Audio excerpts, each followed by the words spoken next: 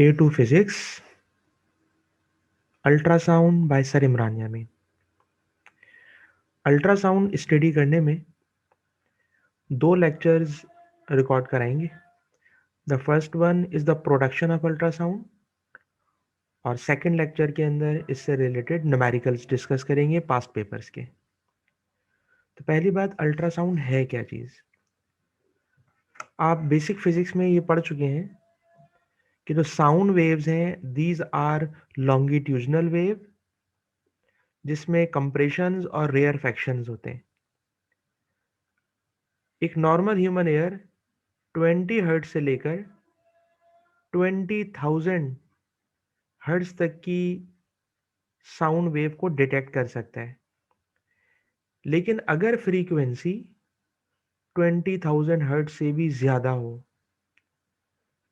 तो human air के लिए ऐसी साउंड ऑडिबल नहीं रहती, और ऐसी साउंड जिसकी फ्रीक्वेंसी बहुत ज़्यादा है उसे हम लोग कह देते हैं ultrasonic. More than 20,000 hertz it is known as ultrasonic, and less than 20 hertz it is known as infrasonic. तो पहली बात तो ये कि आज हमारे लिए मेन टॉपिक है अल्ट्रासोनिक वेव्स जिसकी फ्रीक्वेंसी मोर देन 20,000 हर्ट्ज होगी। इस अल्ट्रासाउंड को किस तरह प्रोड्यूस करेंगे, तो प्रोड्यूस करने के लिए एक टर्म बार बार यूज की जाएगी, ट्रांसड्यूसर। ट्रांसड्यूसर क्या चीज होती है? ऐसा डिवाइस जो इलेक्ट्रिकल एनर्जी को किसी अदर फॉर्म ऑफ एनर्जी में कन्वर्ट कर दे या वाइस वर्सा। तो ऐसा डिवाइस ट्रांसड्यूसर कहलाता है। जैसे मैं इस वक्त बोल रहा हूं तो जो माइक्रोफोन है, इस माइक्रोफोन को मैं साउंड एनर्जी इनपुट कर रहा हूं और ये माइक्रोफोन साउंड एनर्जी को इलेक्ट्रिकल सिग्नल में कन्वर्ट कर रहा है। तो ये माइक्रोफोन एक ट्रांसड्यूसर है जो माइक्रोफोन जो साउंड एनर्जी को इलेक्ट्रिकल सिग्नल में कन्वर्ट कर रहा है। बिल्कुल इसी तरह जब आप लेक्चर सुन रहे हैं तो आप स्पीकर पर इस लेक्चर को सुन रहे हैं। स्पीकर में इलेक्ट्रिकल एनर्जी इनपुट हो रही है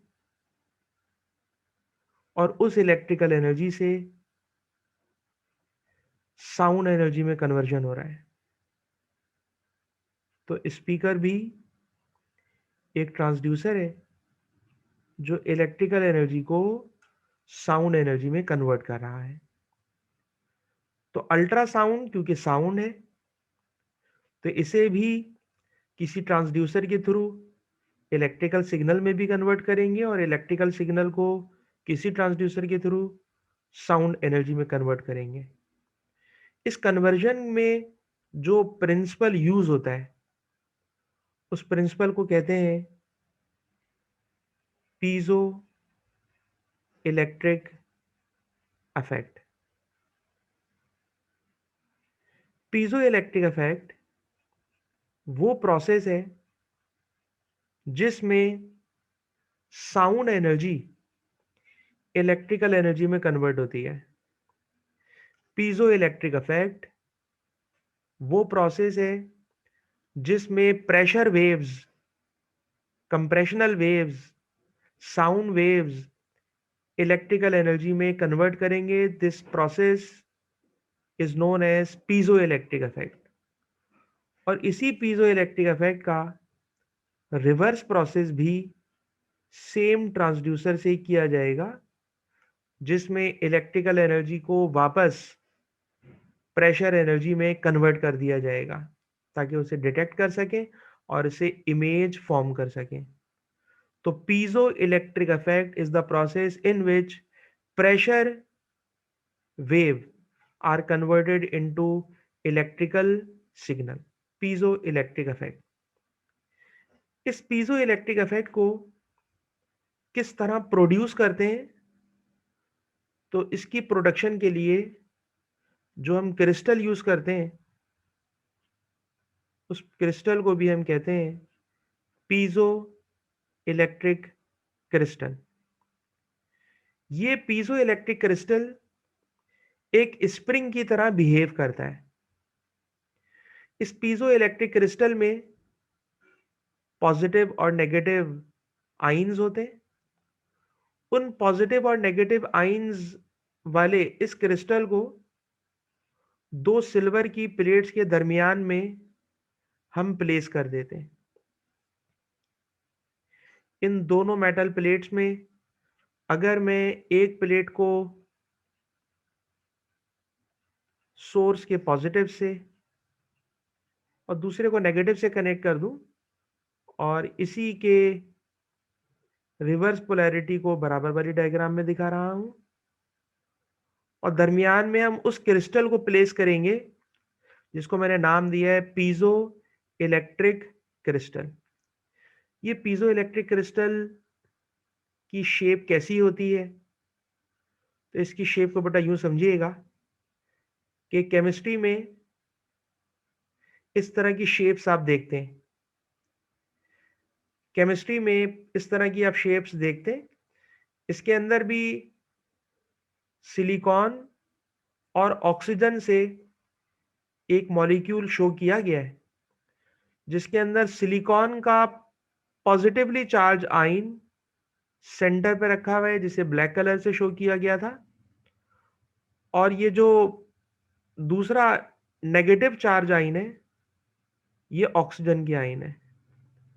तो एक सिलिकॉन सेंटर में रखा हुआ है और टेट्राहेड्रल शेप में बाकी चार ऑक्सीजन आयन इसके क्रिस्टलाइन लैटिक्स में इस तरह से नेचर ने अरेंज किए हुए हैं।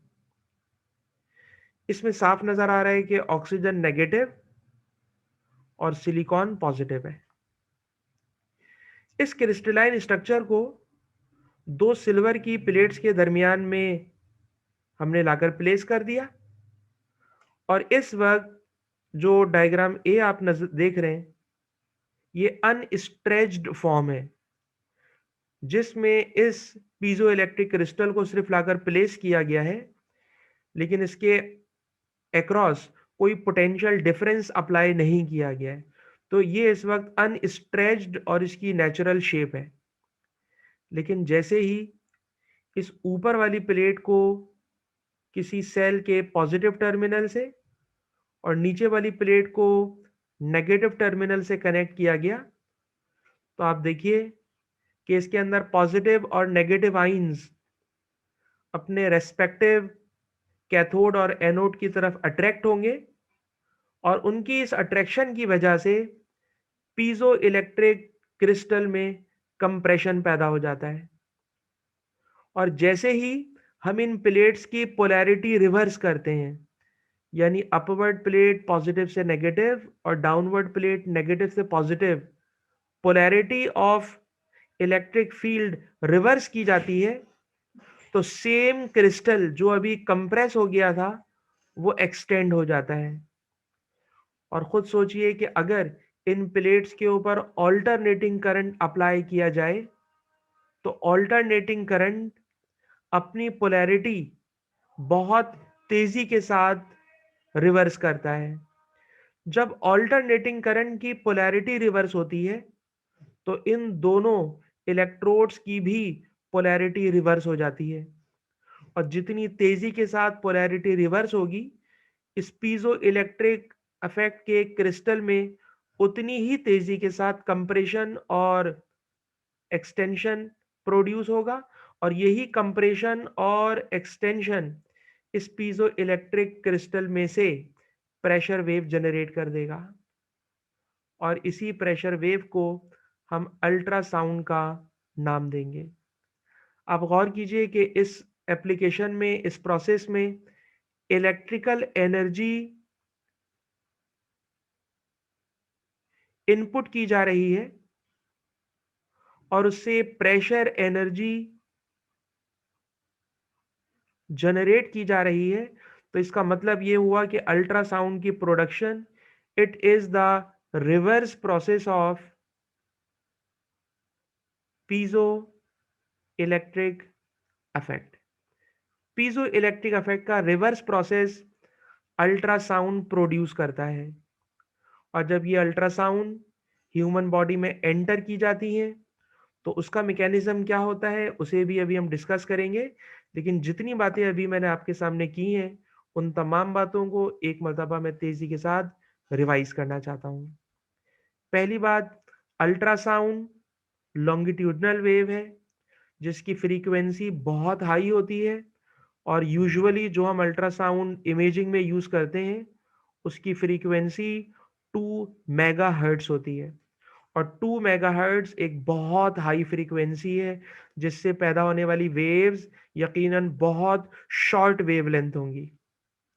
दूसरी बात, अगर हम प्रेशर एनर्जी अप्लाई करें और प्रेशर एनर्जी कन्वर्ट कर दी जाए इलेक्ट्रिकल एनर्जी में तो इस प्रोसेस का नाम पीजो इलेक्ट्रिक इफेक्ट। और कोई भी ऐसा इंस्ट्रूमेंट, ऐसा डिवाइस, ऐसा प्रॉप जो कन्वर्ट करता है एक फॉर्म को दूसरी फॉर्म ऑफ एनर्जी में, इलेक्ट्रिकल एनर्जी को दूसरी एनर्जी में and vice versa, it is known as transducer. Example मैंने आपको दी कि माइक्रोफोन इस वक्त आप यूज कर रहे हो, मैं यूज कर रहा हूं जिसमें साउंड एनर्जी इनपुट कर रहा हूं, इलेक्ट्रिकल एनर्जी इलेक्ट्रिकल सिग्नल में कन्वर्ट हो रहा है, it is known as piezo electric effect. अब याद कीजिए कि एक्सरे हम लास्ट लेक्चर में आपको पढ़ा चुके हैं। एक्सरे जब किसी बॉडी के अंदर इंसिडेंट कराते हैं तो हमारी बॉडी से एक्सरेज ट्रांसमिट होती हैं, और आफ्टर ट्रांसमिशन उसमें एटीन्यूएशन होती है और पीछे लगी हुई फोटोग्राफिक शीट के ऊपर उसका इमेज आ जाता है।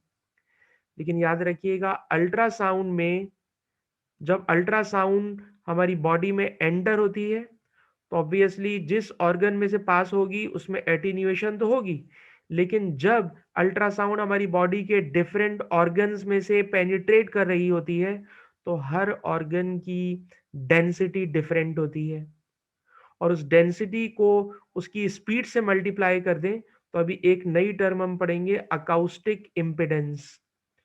Acoustic impedance.